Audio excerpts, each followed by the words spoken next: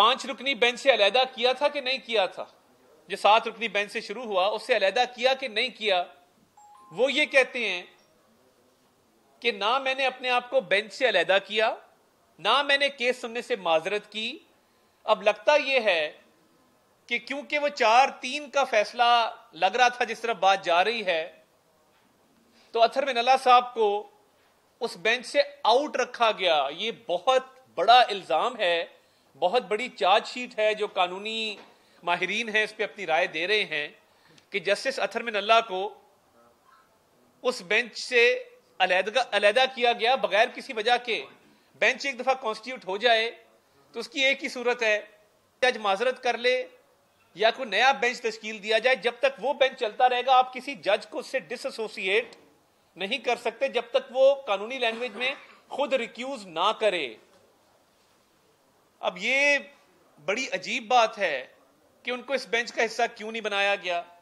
अब उन्होंने बहुत सारी बातें की हैं आर्टिकल 184(3) के हवाले से कि सुओ मोटो या ओरिजिनल जुरिस्डिक्शन कब एक्सरसाइज हो सकती है। वो तब हो सकती है, ये मार्जिनलाइज ग्रुप्स के लिए है, ये पिसे हुए तबकों के लिए है, ये उन तबकात के लिए है जिनका माशरे में इस्तेसाल हो रहा हो। ये उनको बचाने के लिए आइन में एक प्रोटेक्शन रखी गई थी। आइन में उनको तहफ़्फ़ुज़ दिया गया था कि कोई गरीब आबादी है, कोई एक ऐसी अक़लियत है जिसको अपने हकूक के तहफ़्फ़ुज़ की जरूरत है, तो डायरेक्टली सुप्रीम कोर्ट उसमें इंटरवीन करे। मगर अफसोस की बात यह है कि ये जुरिस्डिक्शन सुओ मोटो की आर्टिकल 184(3) की इस्तेमाल की जाती है ताकतवर लोगों के लिए, सियासी मामलात में मुदाखलत के लिए। देखिए, जुडिशियल एक्टिविज्म इस मुल्क में शुरू हुआ लॉयर्स मूवमेंट के नतीजे में, एक अच्छी चीज थी, मगर यह जुडिशियल एक्टिविज्म अब जुडिशियल इंटरफेरेंस में तब्दील हो चुका है। यानी अब बाकायदा पार्लियामान के मामलात में, सियासी पार्टियों के मामलात में अदालती मुदाखलत की जो टर्म है वो आ गई है। और कल अतहर बिन अल्लाह साहब ने ये कहा कि पॉलिटिशियंस इन जुडिशियल रोब्स, यानी वो जो गाउन एक पहनते हैं जज साहिबान, वो जज का होना चाहिए। उस गाउन के नीचे कोई सियासतदान नहीं होना चाहिए। और सियासी इख्तलाफात, सियासी तनाज़े, उसमें कोर्ट की इंटरफेरेंस उन्होंने, देखिए ये एक बहुत बड़ी एक साजिश हुई है इस मुल्क में, जिसके तहत पहले कौमी असेंबली को कैसे तोड़ा गया कि जबकि तहरीक अदम एतमाद आ चुकी थी। आइन कहता है कि तहरीक अदम एतमाद के होते हुए असेंबली को नहीं तोड़ा जा सकता। डिप्टी स्पीकर ने गैर आइनी फेल किया। अब उसके बाद 63A जो ये वाजे करता है कि कोई भी ऐसा रुकने असेंबली जो अपनी पार्टी के सरबराह की मंशा के खिलाफ वोट डालेगा वो डी-सीट होगा। कहीं आइन में यह बात दर्ज नहीं है कि उसका वोट गिनती में शुमार नहीं किया जाएगा। आइन ने एक सजा तजवीज कर दी, सजा बता दी कि ये वोट डालना, अगर आप वोट डालेंगे पार्टी सरबराह की हिदायत के खिलाफ तो फिर आप अपनी सीट से हाथ धो बैठेंगे। ये नहीं लिखा हुआ कि आपका वोट गिनती में शुमार नहीं किया जाएगा। ये कैसा गुनाह है कि ये गुनाह सरजद भी ना हो और उस गुनाह की सजा भी दे दी जाए, क्योंकि एक तासुर यह है कि एक सियासी जमात को इसका फायदा पहुंचाना मकसूद था। अब 63A में बड़ा क्लियर है, जितने भी खत लिखे गए कौमी और सूबाई असेंबली के मुनहरिफ अराकीन को, वो पार्टी के सेक्रेटरी जनरल की तरफ से लिखे गए। ऑन रिकॉर्ड में ये बात कर रहा हूं, मुझे गलत साबित कर दें। असद उमर ने वो खत लिखे। मुझे बता देना कि पंजाब की पार्लियामानी पार्टी का इजलास कब बुलाया गया या शो कॉज कब इशू किया है पार्लियामानी पार्टी के हेड ने या पार्लियामानी पार्टी ने। ये इमरान खान की सहूलतकारी हुई कि उसको इतना डांटला है, चले उसकी चोरी चकारी पे कोर्टों का एक नरम व्यू है कि तोशाखाना का ट्रायल नहीं चलता, उसकी इदारों के खिलाफ हर्जा सराई पे एक नरम व्यू है कि कोई बात नहीं, ये फौज के इदारे को बुरा भला कहता है, कैंपेनें चलाता है, चले ठीक है आपका एक नरम व्यू अदलिया का मान लिया। अदालतें सॉफ्ट कॉर्नर उसके हवाले से रखती हैं और उसकी सहूलतकारी जारी है, वो चोरी करे चकारी करे, मगर कम से कम उसके लाड में, उसके प्यार में आइन को दोबारा तो नहीं लिखना था। अपने हाथ जोड़ के आपसे गुजारिश है कि वो लाडला जरूर होगा कि उसकी चोरी डकैती, उसके मामलात को आप पसे पर्दा डाल दें, मगर इतना लाडला तो नहीं था कि एक मुकद्दस किताब है आइन की, उसको इस लाडले की खातिर आपने दोबारा असर नौ लिखा ताकि उसकी पंजाब में हुकूमत कायम हो सके। और हमने होते देखा, ये कोई बफरूजे की बात नहीं है। आपने कहा कि पार्लिमानी पार्टी का हेड जो है वो फैसला करेगा, उसकी भी हिदायत नहीं। आपने हमारे लोगों को डीसीट भी किया और उनके वोट भी गिनती में शुमार नहीं किए। बता दें आइन में कहां लिखा है कि वोट गिनती में शुमार नहीं होंगे। ये इतना बड़ा जुल्म है, ये इतनी बड़ी ज्यादती है कि ये शायद पाकिस्तान की तारीख में कभी नहीं हुई। ये एक, जिस तरह जुल्फिकार अली भुट्टो साहब का जुडिशल मर्डर था और वो 4 अप्रैल को आपने देखा कि उसी दिन अदालत ने ये ऑर्डर भी दिया, तो जब ये तारीख लिखी जाएगी और स्याह बाब लिखे जाएंगे अदलिया के किरदार के, उसमें ये आइन को असर नौ लिखना भी लिखा जाएगा। और इस पे बात नहीं रुकी। फिर जब चौधरी शुजात साहब की चिट्ठी आती है और वो बतौर पार्टी हेड अपने अरकान को कहते हैं कि आप लोगों ने हमजा शहबाज को वोट डालना है, तो आइन दोबारा लिखा जाता है और कहा जाता है नहीं, ये पार्लिमानी पार्टी डिसाइड करेगी, पार्टी हेड डिक्टेटर होता है। अगर पार्टी हेड डिक्टेटर होता है तो फिर लोग ये कह रहे हैं कि चीफ जस्टिस क्या होता है। रूल्स ये कहते हैं कि he is one among equals, यानी वो बहुत सारे लोगों में बराबरी की सतह में एक शख्स है। सीनियोरिटी की वजह से उसको चीफ जस्टिस का ओहदा दिया जाता है। इसका यह मतलब नहीं है कि वो मादर पिदर आजाद है कि मर्जी के बेंचेस बनाए, किसी से मशवरा ना करे, कोर्ट को तकसीम करें और आइन को असर नौ किसी एक पॉलिटिकल पार्टी की सहूलतकारी में लिखें। यह मुमकिन नहीं है। आइन को 2 दफा आपने रीराइट कर दिया और पंजाब में हुकूमत बना दी। आज जो इलेक्शन पे आप फैसला कर रहे हैं और यकतरफा फैसला कर रहे हैं, इलेक्शन से हम अल्लाह का शुक्र है ना भागने वाले थे ना भागेंगे। हमारे तो मरियम नवाज शरीफ साहिबा खुडिया में इतना बड़ा जलसा कर लेती हैं जो आप मीनारे पाकिस्तान में नहीं कर पाए थे। और हमारा अवामी राब्ता मुहिम भी जारी है, तंजीम के हवाले से भी मामला जारी हैं। तो इलेक्शन की तो नौबत ही ना आती है। असेंबली तोड़ने की नौबत तो तब आई जब तहरीक इंसाफ को यह हुकूमत दी गई। और मुझे यह लगता है कि कहीं ना कहीं कुछ साजबाज ऐसी है कि जिद है कि अपने होते हुए इलेक्शन करवाने। भाई क्यों? पहले 63 ए आप दोबारा लिखते हैं, आइन की तशरीह गलत करके आइन को असर नौ लिखा जाता है, पीटीआई की हुकूमत कायम की जाती है, उनको हुकूमत तोड़ने का मौका दिया जाता है। हुकूमत तोड़ने के बाद उनकी मर्जी की डेट पे इलेक्शन के ऑर्डर पास किए जाते हैं। जज पे जज कह रहा है कि सर आपने प्रोसीजर फॉलो नहीं किया, आपकी जुरिस्डिक्शन नहीं बनती, हाई कोर्ट को फैसला करने दें, आप गलत कर रहे हैं। एक के बाद एक जज बेंच से उठता गया, मगर 3 रुकनी बेंच जिद पे अड़ा था कि हमने इमरान खान की मर्जी की इलेक्शन की डेट देनी है। तो ये कोई एक वाकया नहीं है, ये पूरी फहरिस्त है एक वाकयात की कि किस तरह एक पॉलिटिकल पार्टी की सहूलतकारी की गई और एक पॉलिटिकल पार्टी को फायदा देने के लिए आइन को तब्दील करके और आइन को तब्दील करने के बाद एक जुडिशल ऑर्डर उसके हक में दिए गए।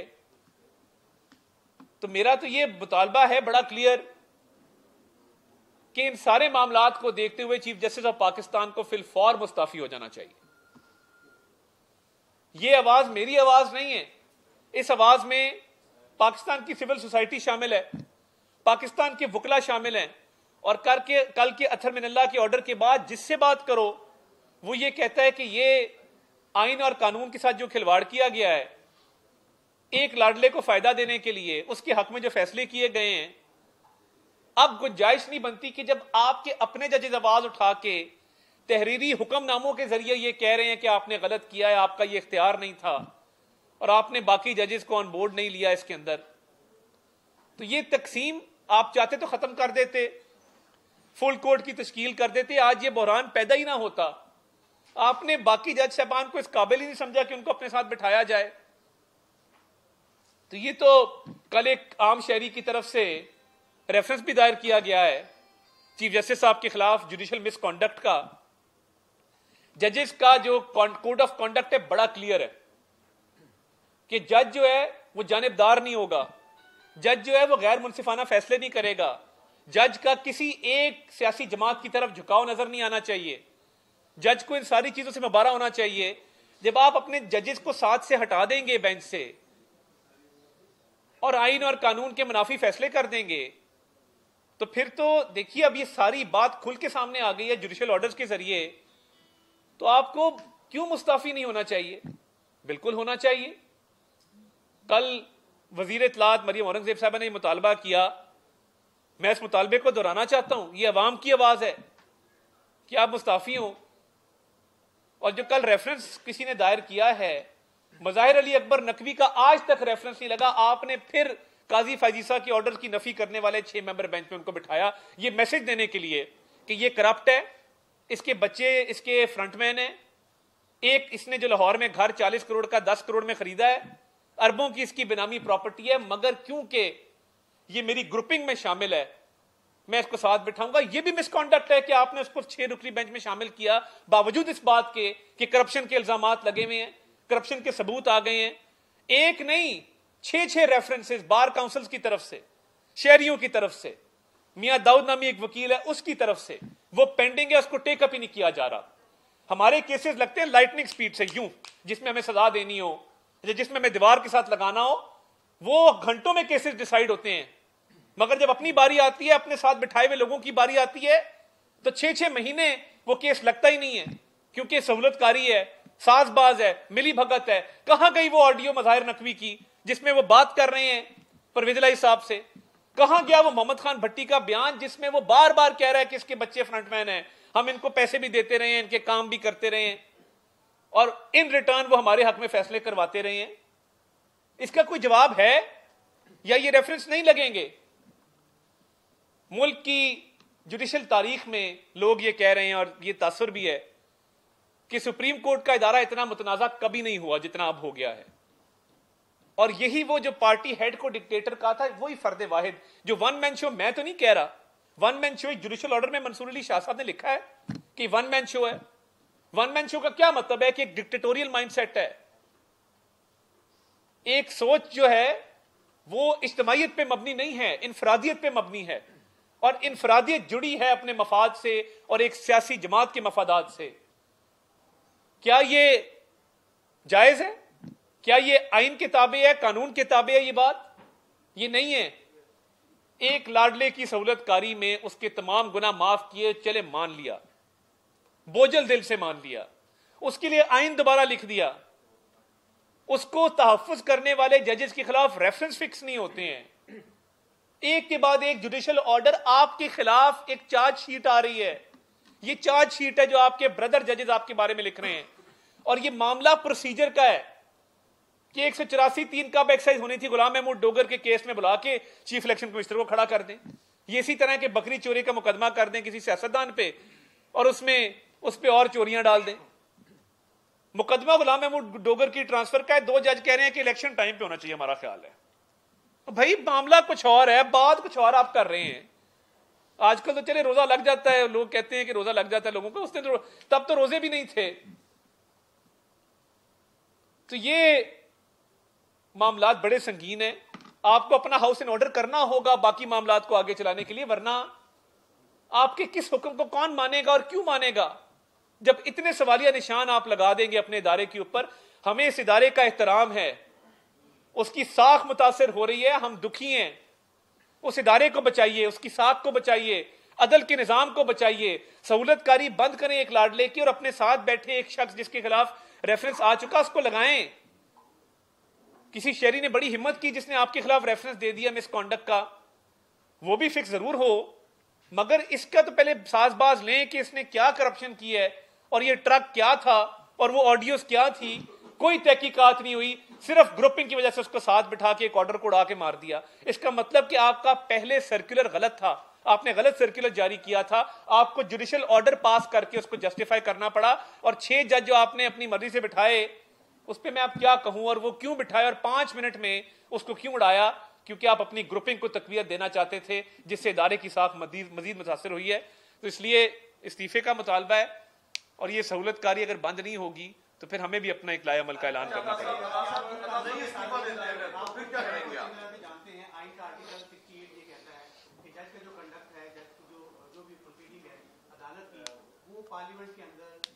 नहीं आ सकती जी, लेकिन जो कुछ हमने सुप्रीम कोर्ट में कौमी असेंबली के अंदर देखा, क्या वो सब कुछ आईनी था? देखिए हम तो बड़ा क्लियर है इस मामले में।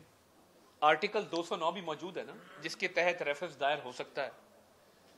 अब जज के कॉन्डक्ट की तो असेंबली में बात नहीं, जो करारदाद मंजूर की गई है वो उन जजेस का 4-3 के फैसले पे एक बहस छेड़ी गई है कि फैसला 4-3 का अनाउंस 3-2 का होता है, और उसके बाद जो मामला चले हैं तो हम तो उसकी बात कर रहे हैं जो जुडिशियल ऑर्डर्स हैं। मंसूर अली शाह साहब का ऑर्डर है, याया अफरीदी साहब का ऑर्डर है, जमाल खान मंदुखेल साहब का ऑर्डर है, अथर मिनल्ला साहब का ऑर्डर है। तो ये 4 सुप्रीम कोर्ट के जजेस के ऑर्डर हैं जिस पे ये सारी बहस मबनी है। ये अगर शायद ऑर्डर ना होते तो ये पार्लियामेंट में बहस ना हो रही होती, क्योंकि वो एक पब्लिक डॉक्यूमेंट है, पब्लिक प्रॉपर्टी है, पब्लिक डोमेन में आ चुका है। तो ये सारी बहस उन जुडिशियल ऑर्डर्स की मौजूदगी में जो है वो हो रही है।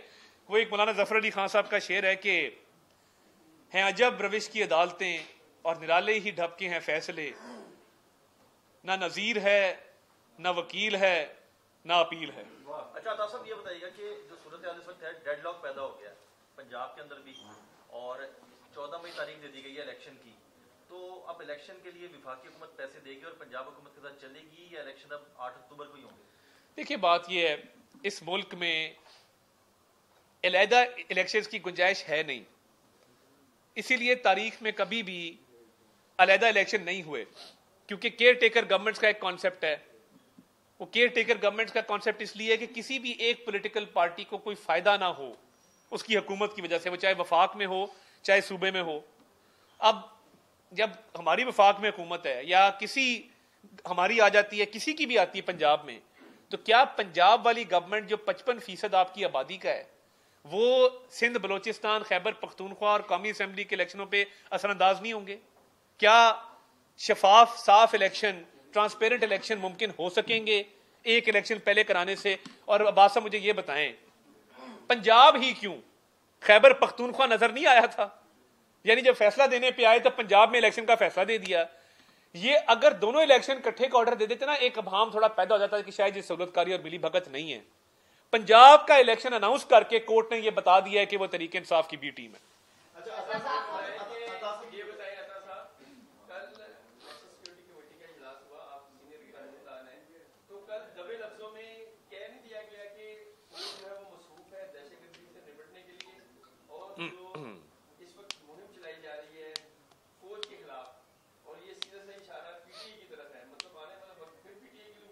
देखिए एक तो कल जो शंबे नामी एक दहशतगर्द बलूचिस्तान से गिरफ्तार हुआ जो बहुत सारी कार्रवाई में मुलव्वस था, DGISI lieutenant general Nadeem Anjum की काविशों को सराहा गया, और मैं समझता हूं कि वो उनको खिराज तहसीन पेश करना चाहिए कि एक सियासी जमात हमारी एक प्रीमियर एजेंसी पे जो मुल्क की सरहदों की हिफाजत करती है, जिसके अभी पीछे एक ब्रिगेडियर साहब शहीद हुए हैं वाना वजीरिस्तान में, ब्रिगेडियर बरकी, आए रोज ISI के अफसरान और जवानों की शहादतें होती हैं इंटेलिजेंस बेस्ड ऑपरेशंस के दौरान। एक बहुत बड़ा कारनामा सर अंजाम दिया है। और देखिए सियासी मफाद के लिए एक एजेंसी के हेड को या इस तरह बुरा भला कहना, मैं समझता हूं ये जायज नहीं है। दूसरी बात जो है, कल एलामिया आ गया था नेशनल सिक्योरिटी कमेटी की मीटिंग का, जो बात आपने की वो उससे अलहदा है कि सेक्रेटरी डिफेंस ने जो सुप्रीम कोर्ट को ब्रीफिंग दी है या लेटर जमा कराया है, या उससे पहले सेक्रेटरी डिफेंस ने जो इलेक्शन कमीशन ऑफ पाकिस्तान में सारी बात की है, उन्होंने बताया कि कितने ऑपरेशन कहां हो रहे हैं, सिक्योरिटी के क्या खदशात हैं, क्या हालात हैं, और क्यों ट्रूप्स की स्पेरेबिलिटी नहीं की जा सकती। इन हालात में जब दहशतगर्दी सर उठा रही हो, जब हमले हो रहे हों, धमाके हो रहे हों, अभी KPK में एक DSP शहीद हुए हैं, अब कोर्ट की तंग नजरी देखें कि वो कहते हैं पंजाब में कुछ नहीं हो रहा। पंजाब में इसका असर आता है, पंजाब का बॉर्डर लगता है KPK के साथ, पंजाब का बॉर्डर लगता है बलूचिस्तान के साथ। ऐसा ना करें कि पंजाब को आप आइसोलेट कर दें और पंजाब के शहरियों के जानो माल के तहफ़्फ़ुज़ को आप कहें कि जी नहीं यहां खैर है। ये सारा लिंक्ड है, ये एक मुल्क है, ये वफाक है। तो मैं ये समझता हूं कि वो सेक्रेटरी डिफेंस की ब्रीफिंग एक अलग ब्रीफिंग थी जिसमें उन्होंने क्लियर बता दिया कि ट्रूप्स अवेलेबल नहीं हैं इस ड्यूटी के लिए। उसके बाद भी अगर सुप्रीम कोर्ट इस पे बज़िद है तो फिर पता नहीं वो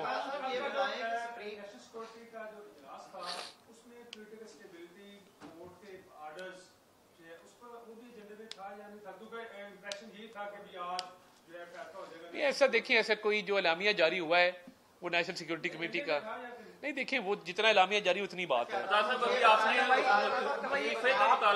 जिस तरह सुप्रीम कोर्ट के जजेस के मुतालिक बात कर रहे हैं, आपको डर नहीं लगता कि आपके खिलाफ? देखिए, अल्लाह ताला का फजल चाहिए इस मुल्क में। अगर आइन और कानून की खिलाफ वर्जी करने वालों पर बात करने से कोई जुर्म सरजद होता है तो ये जुर्म एक बार नहीं 1000 बार करने को तैयार हूं। और दूसरी बात ये है कि जब से फवाद चौधरी की, वो मैं उससे अक्सर कहता हूं कि डब्बू एक ही अब्बू, बट वो अब उसने नहीं, मगर फवाद चौधरी ने जो ऑडियो में कहा कि ये तारड़ पे 228 लगाओ, इसका मतलब उसका कुछ जज साहबान से राब्ता है और वो तय कर चुके हैं कि उन्होंने लगानी है।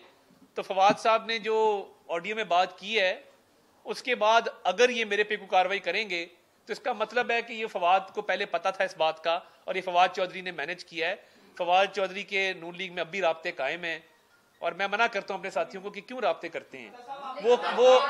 वो हमेशा उम्मीद को जिंदा रखता है, वो कभी भी डूबती कश्ती में सवार नहीं होता, अभी भी उसकी, और वो बकौल इमरान खान साहब के वो उनकी मुखबरियां भी कहीं करता रहा है। अब ये वो बेहतर जानते हैं, उनका अंदरूनी मामला है, मगर फवाद चौधरी के लिए नून लीग में कोई गुंजाइश नहीं। अभी आपने इस्तीफे का मुतालबा किया है, अगर चीफ जस्टिस साहब इस्तीफा नहीं देते तो क्या? देखिए, फवाद चौधरी साहब कोशिश कर बयानात भी दे रहे हैं, एक तरफ गालियां देते हैं एस्टेब्लिशमेंट को, दूसरी तरफ बात करने की सदा करते हैं। तो मैं सिर्फ ये फवाद चौधरी को कहूंगा, क्या ये खुला तजाद नहीं? साहब एक सवाल पूछना था, अभी आपने इस्तीफे का मुतालबा किया है, अगर चीफ जस्टिस साहब इस्तीफा नहीं देते और वो फिर दोबारा समाअत करते हैं, क्योंकि पहले भी नून लीग का खुदा के इजहार कर चुकी है, लेकिन जब समाअत होती है तो आप बाइकाट नहीं करते, तो अब क्या हुकूमत उन 3 जजेस के केसेस की समाअत का बाइकाट करेगी? देखिए, पहली बात तो ये है कि सियासी जमातों ने अदम एतमाद का इजहार किया चीफ जस्टिस और उनके 3 रुकनी बेंच पे।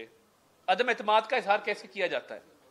उसकी वजूहात बताई जाती हैं कोर्ट में जाके कि ये 8-10 वजूहात हैं जिसकी बिना पे हम आप पर अदम एतमाद करते हैं। अब उसको बॉयकॉट का रंग तो किसी ने दिया जो दिया, हम तो बात करना चाहते थे, मगर सितम ज़रीफ़ी ये है कि हमारे वकला खड़े थे और वो खड़े के खड़े रह गए। वहां से असद उमर को आवाज दी गई, आइए ना, आप उधर क्यों बैठे हैं, आए हमें इकोनॉमी पे लेक्चर दें। आपने इकोनॉमी बहुत अच्छी तबाह की थी पीटीआई के दौर में, आपको वजारत से भी हटाया गया था, आप कितने अच्छे लग रहे हैं हमें, आए ना, आए बात करें। उनसे जबरदस्ती बात करवाई गई, जिसको कोर्ट में खड़ा नहीं मैं होता उनकी जगह मैं ऐसे कहता बाहर निकालो इसको। इसने सारे वो ख्वाब दिए थे, सुनहरे ख्वाब जो दिखाए थे कौम को मईशत के हवाले से, कि इमरान खान जैसे आदमी ने इसको निकाल दिया, उठा के बाहर फेंक दिया। कोर्ट ने उसको रोस्टम पे बुला के उससे इकोनॉमी के ऊपर लेक्चर लिया। इसी से आप अंदाजा कर लें कि पॉलिटिकल पार्टी जो स्टेक होल्डर हैं, जिन्होंने दरखास्तें दी हुई हैं, उनको सुनने को तैयार नहीं है। असद उमर जैसे बेअकल आदमी को रोस्टम पे बुला के उससे लेक्चर ले रहे हैं।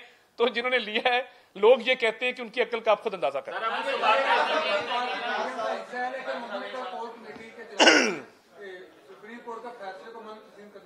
नहीं, देखिए, जो हुकूमती इत्तेहाद है पीपल्स पार्टी उसका हिस्सा है और वो खुल के अपनी राय का इजहार करते हैं हर मौके पे, तो वो हुकूमत के तमाम फैसलों के साथ हैं। और इस बात की यकीन दहानी सदर आसिफ अली जरदारी साहब ने और चेयरमैन बिलावल भुट्टो जरदारी साहब ने बरबला कराई है। तो मैं नहीं समझता कि कोई ऐसी तकसीम है, वो हर मामले में हमारे साथ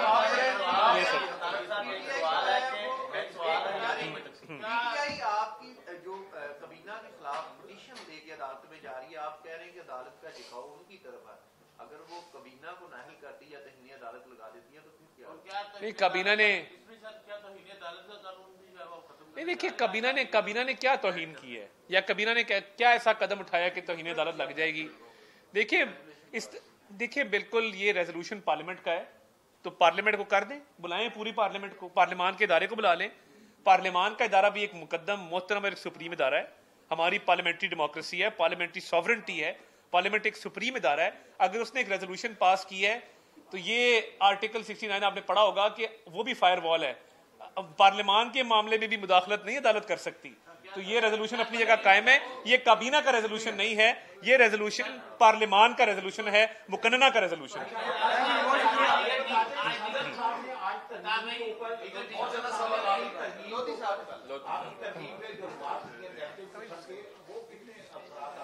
देखिए लोधी साहब, बात सीधी है कि सदर साहब ने अपनी राय का इजहार किया है। आइन सदर को पाबंद करता है कि वो 10 दिनों के बाद बिल को वापस भेजेंगे फॉर रिकंसिडरेशन। उन्होंने लिख दिया कि मैंने पार्लियामान को ये वापस भिजवा दिया। पार्लियामान और हुकूमत उनके उन तहफ़्फ़ुज़ात से इतफाक नहीं करते और इंशाअल्लाह इस बिल को जॉइंट सिटिंग में ले किया जाएगा परसों, क्योंकि 10 दिनों बाद इसने ले होना है।